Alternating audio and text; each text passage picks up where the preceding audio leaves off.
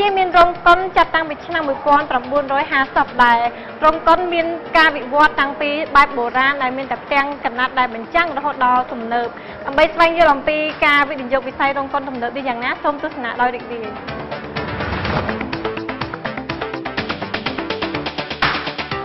តាមការសង្កេតពីប្រវត្តិសាស្ត្រពិភពលោកបានឲ្យដឹងថាភាពយន្តឬកុននេះបានចាប់ផ្ដើមឡើងនាចុងសតវត្សទី19នៅទ្វីបអឺរ៉ុបហើយភាពយន្តឬកុននេះបានចូលមកដល់ប្រទេសកម្ពុជាយើងតាមរយៈអាណាព្យាបាលបារាំង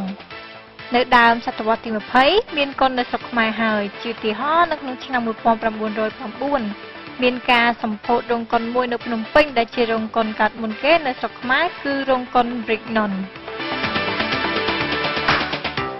នៅក្នុងទសវត្សរ៍ឆ្នាំ1960មានក្រុមហ៊ុនមួយចំនួននៅកម្ពុជាដែលផលិតខ្សែភាពយន្តទាំងខ្នាតវែងនិងខ្នាតខ្លីហើយរោងភាពយន្តជាច្រើនបានសាងសង់ឡើងជាបន្តបន្ទាប់ដើម្បីទទួលបញ្ចាំងខ្សែភាពយន្តទាំងអស់នោះបន្ទាប់មកខ្សែភាពយន្តនិងរោងភាពយន្តជាច្រើនបានបាត់បង់និងខូចខាតនៅក្នុងចំនួន3ឆ្នាំ8ខែដែលជាចំនួនខ្មែរក្រហមឆ្នាំ1990វិស័យភាពយន្តនិងរោងកុនបានរីកចម្រើនជាថ្មីចំណែកឯរោងភាពយន្តក៏វិវត្តពីរោងភាពយន្តបែបបុរាណរហូតដល់រោងភាពយន្តបែបទំនើបដែលប្រើបច្ចេកវិទ្យានិងបរិក្ខារប្រើប្រាស់ទាន់សម័យយើងគិតថាវាជាឱកាសល្អមួយពីព្រោះទីមួយគឺវាអត់ទាន់មានរោងកុនទំនើបច្រើននៅពេលដែលយើងមកសិក្សាកាលពីចុងឆ្នាំ2013ហើយកាលនោះគឺទៅមានតែរោងកុនទំនើប2អញ្ចឹងយើងនៅឃើញមានឱកាសច្រើនដែលយើងអាចវិនិយោគនៅក្នុងវិស័យនេះដោយសារតែយើងមើលចំនួនប្រជាជននៅក្នុងទីក្រុងភ្នំពេញដែលមានចំនួនប្រហែលជាមានគិតថា2លាននាក់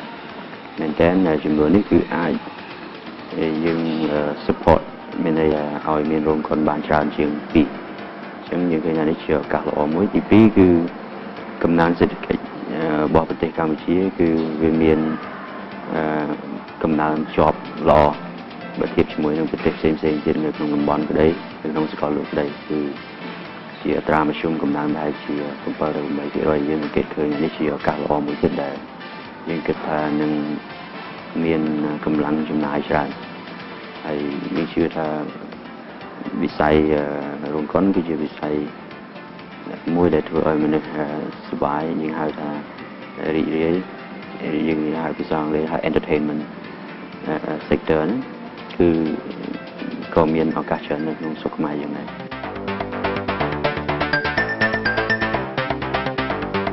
ភាពខុសគ្នារវាងរោងភាពយន្តបុរាណនិងរោងភាពយន្តទំនើបគឺកត្តាប្រើប្រាស់ឧបករណ៍ទាន់សម័យ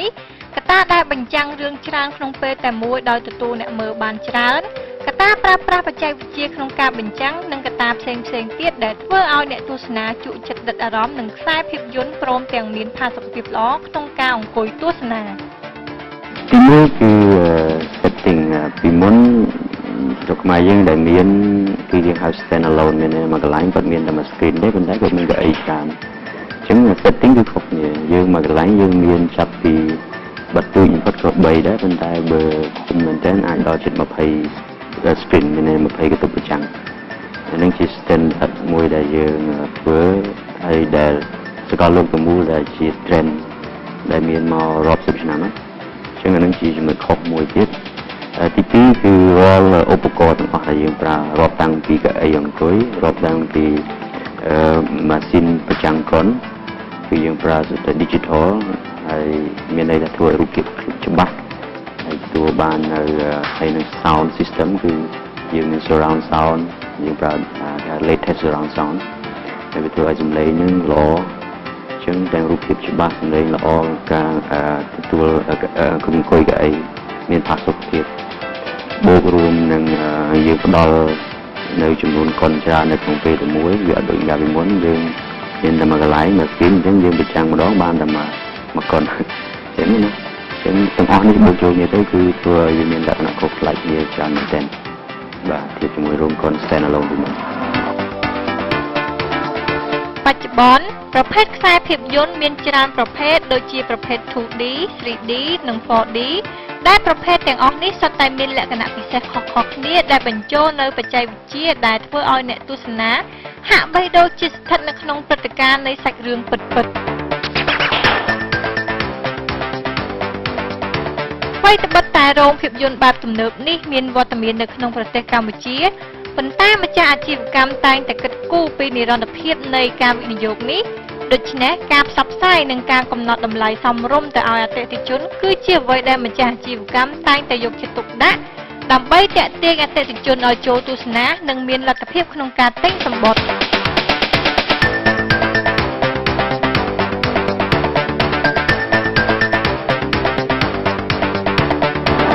ើនៅតម្លៃដែលបងកំណត់តម្លៃគាត់ដល់ភ្ញៀវដែលគាត់អាចមានលទ្ធភាពទិញសំបុត្រចូលមើលតម្លៃរបស់យើងមែនទែនគឺ standard ហើយគឺដូចរោងកុនទំនើបដទៃទៀតនៅក្នុងប្រទេសកម្ពុជាយើងសពថ្ងៃយ៉ាងដែរមានន័យថាអត់ថ្លៃទេទៀតទៅស្រុកជិតខាងយើងដូចជាវៀតណាមក្តីថៃក្តីបាទហើយកន្លងមកក៏យើងអត់ទាន់មានការ complain អំពីតម្លៃទាំងអស់ហ្នឹងដែរលើកលែងតែ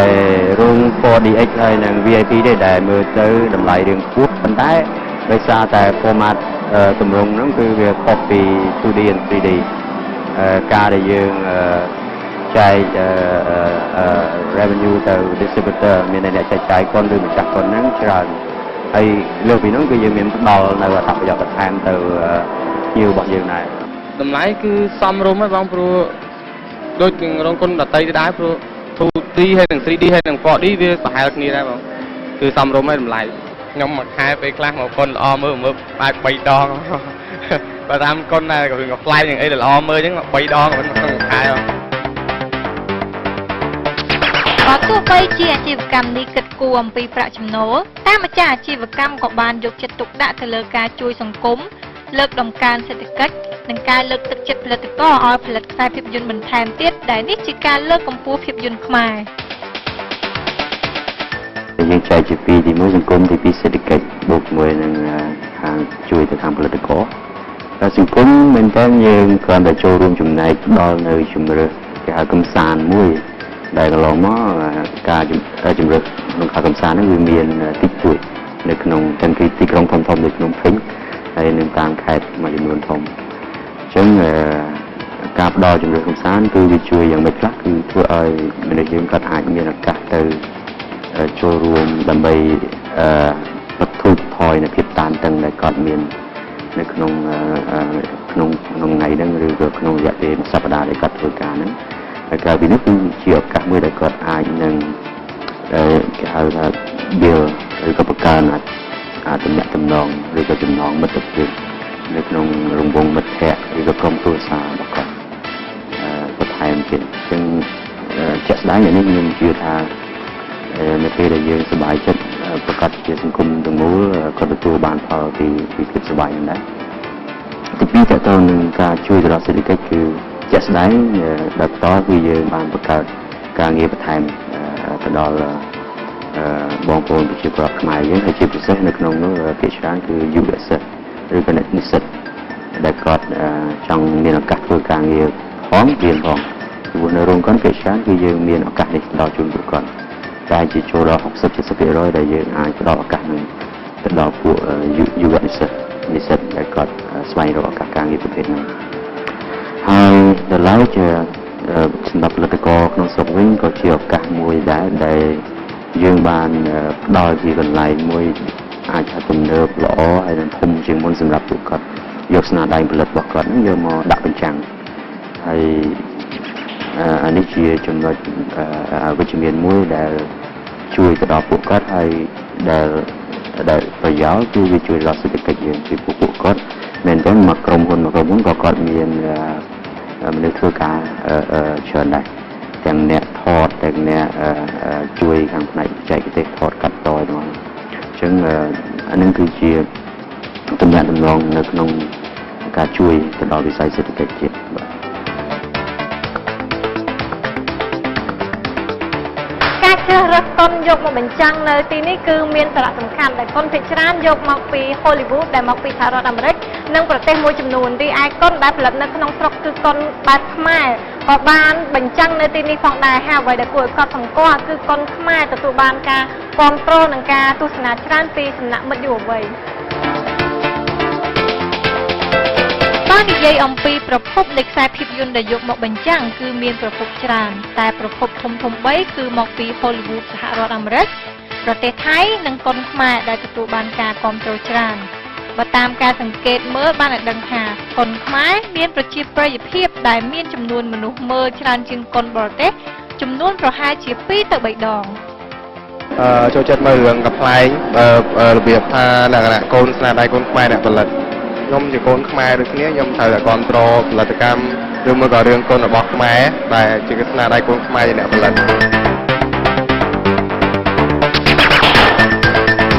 គុណភាពខ្សែភាពយន្តខ្មែរបច្ចុប្បន្នគឺមិនចាញ់នឹងគុណភាពភាពយន្តបរទេសប៉ុន្មានទេ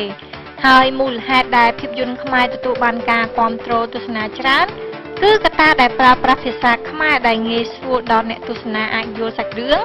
កត្តាតារាសម្ដែងដែលមានទេពកោសល្យនិងកត្តាជាតិនិយមដែលប្រជាជនខ្មែរគាំទ្រស្នាដៃរបស់ផលិតករខ្មែរ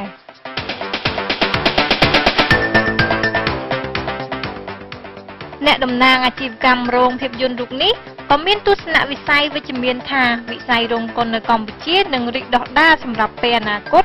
ដែលផ្ដល់ការកំសាន្តដល់ប្រជាជនការងារដល់យុវជននិងការលើកទឹកចិត្តផលិតករឲ្យផលិតភាពយន្តកាន់តែច្រើនឡើងខ្ញុំជឿថាច្រើនខ្ញុំព្យាករទុក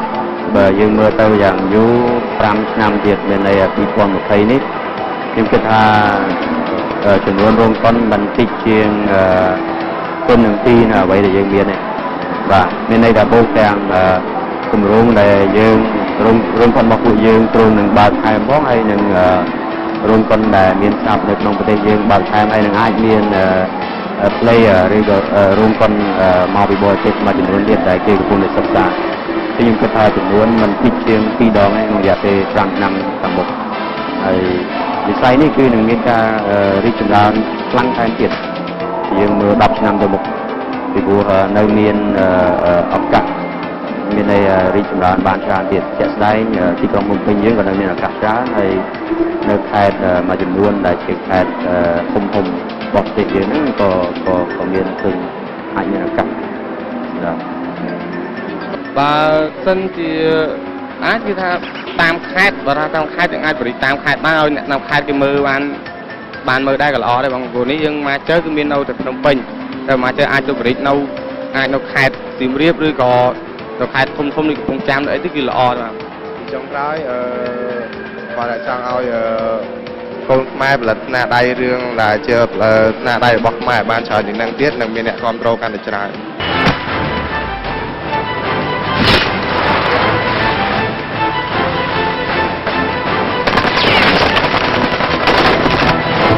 បែកគង់មិនទាន់គ្រប់គ្រាន់ទេធ្វើជាអ្នកប្រយុទ្ធត្រូវចេះប្រើកម្លាំងធាតុដើម្បីកុំតិចគោលដៅ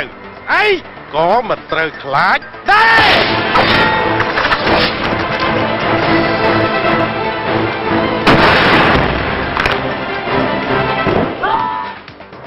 ក្រៅពីការបញ្ចាំងកុនដែលជាលក្ខណៈបរទេសខ្មែរនិងមកពីប្រទេសផ្សេងហើយក៏ដូចជាមានកុនមនោសញ្ចេតនានិងកុនបែបកំប្លែងរោងកុននេះក៏មានបញ្ចាំងដូចជាលក្ខណៈ 2D 3D និង 4D ដែលមានលក្ខណៈពិសេសដើម្បីឲ្យទស្សនិកជនជ្រើសរើសតាមជំរើសជាទីពេញចិត្តរបស់ខ្លួននៅពេលនេះកម្មវិធីក៏ដល់ទីបញ្ចប់នាងខ្ញុំនិងក្រុមការងារសូមអរគុណអស់លោកអ្នកដែលបានទស្សនាកម្មវិធីរបស់យើងនាងខ្ញុំសូមអរគុណនិងសូមជម្រាបលា